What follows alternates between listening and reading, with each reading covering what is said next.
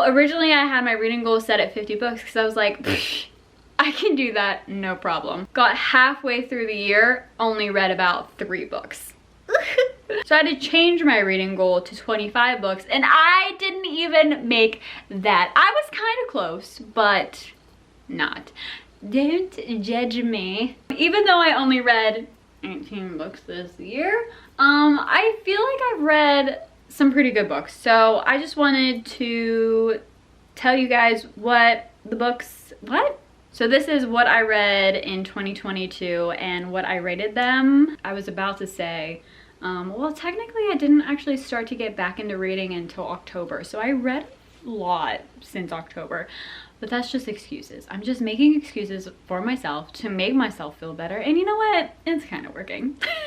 We started off kind of strong. In January, the whole month of January, I read The Invisible Life of Addie LaRue by V.E. Schwab.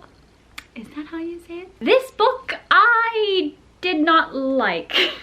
Although I did rate it a 3-star, which looking back on it, I'm like, I listened to this on Audible, and I really think that messed me up. That screwed me up because listening to it made me even more confused than I feel like I would have been if I actually read it. So yeah, started off not so great. And then in February, I started House of Sky and Breath by Sarah J. Maas. Am I a true fan?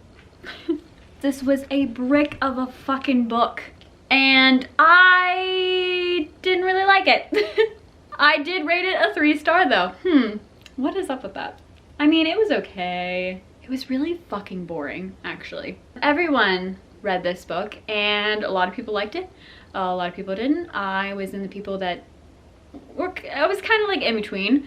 The ending was cool, but everything before that, what was happening? And that's why it got a 3-star. But didn't get a 2-star because of what happened at the end. So, and then in the beginning of April, I started one of my favorite series that I have read so far in my entire life, Flock by Kate Stewart. Oh my god! When I started this book, I didn't know if I was going to be into it or not, but oh my god, it was a good one. I rated this a 5 stars. Do you expect anything less? Oh, and then around the same time, I started The War of Two Queens, the 4th book in the Blood of Ash series. Love the Blood and Ash series. The 3rd book was my least favorite, but this one redeemed itself. This one was pretty good. I gave it a 4 out of 5 stars. And then at the end of May, I started Exodus by Kate Stewart.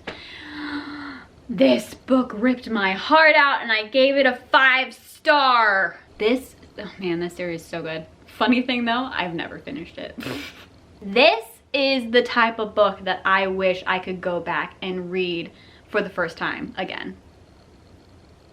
Did I say that right? And then next I read Kingdom of the Wicked. I think there's 3 books in this series now. Didn't the last book just come out? No, 4?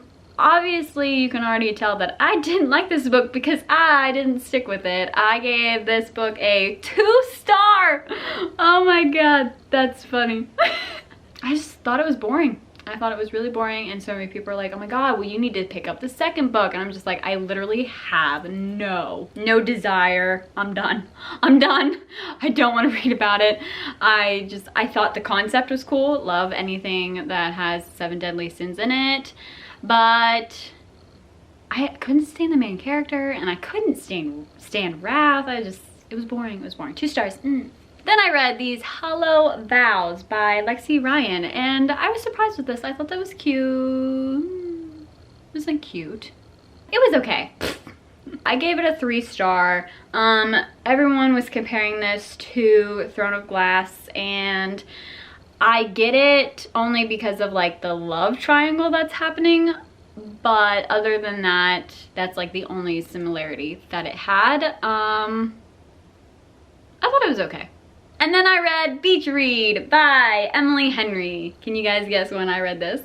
That's right, in the summertime when I went to the beach. I gave this a 4-star. I've never really been into like romance books. I mostly only read fantasy. So when I started reading the Ravenhood series, I started getting into a lot of like the romance books. So this was like kind of like a journey year for me, and even like continuing on into 2023, I'm excited to dive into like new genres, not just romance or fantasy. I want to get into thrillers, and I want to get into like sci-fi. So this was like, for some reason, this was like my aha book. Like, oh, okay, so I like these types of books. Who would have thought? Coming off of my high from beach read, I decided to switch it up because, you know, I had my aha moment. So I was like, let's try something different. So I picked up The Silent Patient. I hated this book. I really hated this book. I think I gave it a 2-star. Yep, I gave it a 2-star. I was bored. I knew what was going on. So I was just like, come on, let's just get to it then. So yeah, 2-star. Didn't really like this. And then I was like scared because I was like, ooh, is this how mystery and thriller books or horror books are gonna go for me? So, 2-star. And then I picked up, what's it called? Things We Never Got Over by Lucy Score. It took me forever to read this book because the beginning I felt like was very boring. But as soon as I got into it, oh my god, I couldn't put it down. It was so good. I rated it a 4-star, really loved it. I'm like, ooh, I'm loving this romance kick that I'm on. Like, just strictly romance. No fantasy romance, just romance. And then I decided to get back into my mystery, thriller, whatever, you know, genre. But I wanted to start off with the YA because I was like, maybe I need to start here and then work my way up here. So I picked up A Good Girl's Guide to Murder by Holly Jackson. And again, wasn't really my favorite. I mostly loved it because of the journalist aspect to it. If you don't know, I'm a broadcasting major, so I worked in newsrooms, but she's more of like an investigative journalist, and I thought it was really cool the way that she was interviewing people and going around and gathering all of the evidence and the information and the interviews, and it was just really cool way to read this book. But the story itself, I don't know, I wasn't really into it, and I guess the ending. So then I got into my KU era.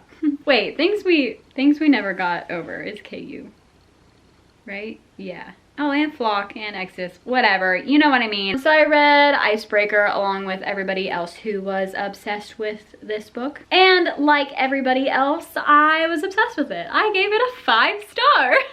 I don't know, it was just something about the reverse Grumpy Sunshine and just like the figure skating and the hockey. I thought it was really fun. I never read a sports romance before. That's probably why I gave this one a 5-star, because it was just like so different and it was good. I really liked it. I enjoyed it. Then I read Better Than the Movies by Lynn Painter, and I gave this a 4-star. I thought it was good. I thought it was cute. I gave it a 4-star, so must have liked it a little bit. Then I read It Ends With Us by Colleen Hoover. Finally, I know it only took me a couple of years. Actually, am I a year off or 2 years off? When did this actually start getting popular? I tabbed the shit out of this book though. This put me on a freaking roller coaster. I gave it a 4-star though. Woo!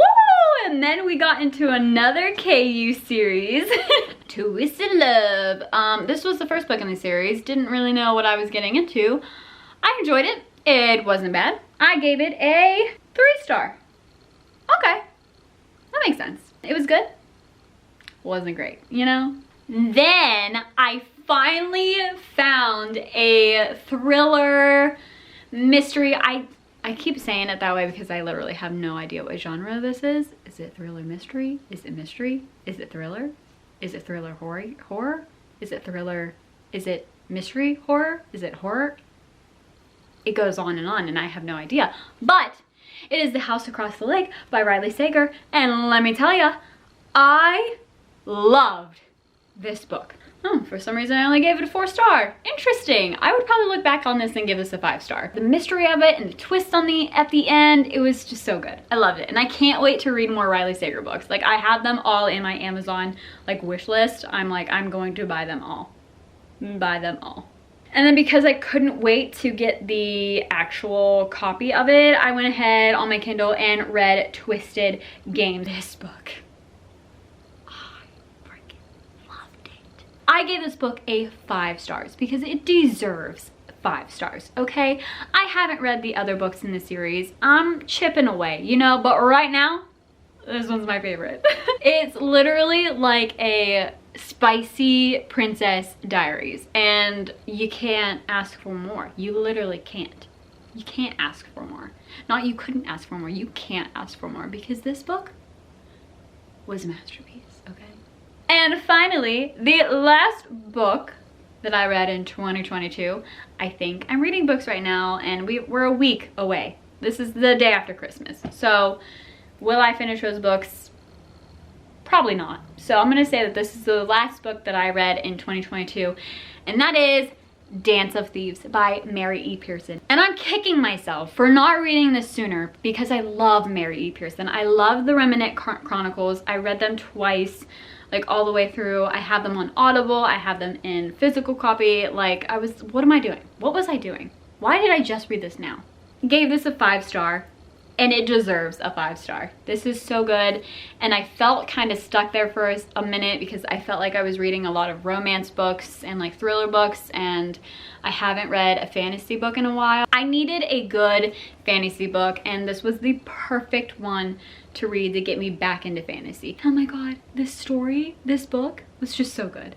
So good. If you haven't read it yet, you need to, okay? 5-star, 5-star. So as you can see here, I have my top favorite books. The last one being Icebreaker. Next we've got Things We Never Got Over. Next we've got The House Across the Lake, Twisted Games, Dance of Thieves, and on top of the pyramid, we got Exodus, because duh.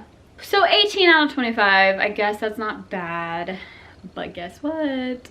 I'm setting my reading goal for 2023 to 50 books, and I'm not taking it back because I'm going to challenge myself even harder next year than I did this year. I'm going to do it. So we're rolling. We're reading on Kindle, we're reading on Audible, and we're reading a physical book. So 50 books in 2023, I think that's doable. If it's not, then I'll just make another video like this where I'm like, I'm just